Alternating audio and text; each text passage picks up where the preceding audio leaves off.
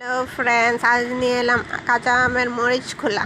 তার জন্য প্রথমে কড়াইতে তেল দিয়ে পেঁয়াজ, কাঁচা লঙ্কা, রসুন কুচি, আদা কুচি দিয়ে দিলাম, গুঁড়ো, ধনে গুঁড়ো, লবণ দিয়ে দিলাম, দিয়ে আবারও কিছুক্ষণ নাড়াচাড়া করে নিলাম। সব কিছু একসাথে নাড়াচাড়া করে কষিয়ে কিছুক্ষণ মশলাগুলি নিলাম। তারপরে কাঁচা আমের পেস্টগুলি দিয়ে দিলাম। আবারও কিছুক্ষণ নাড়াচাড়া করে যখন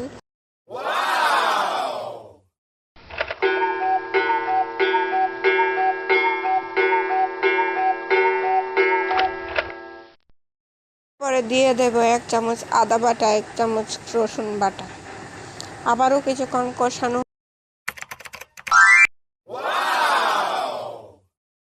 কষানোর পর শুকিয়ে যাবে তখন বাস হয়ে গেল আজকের মরিচ খোলা। নামিয়ে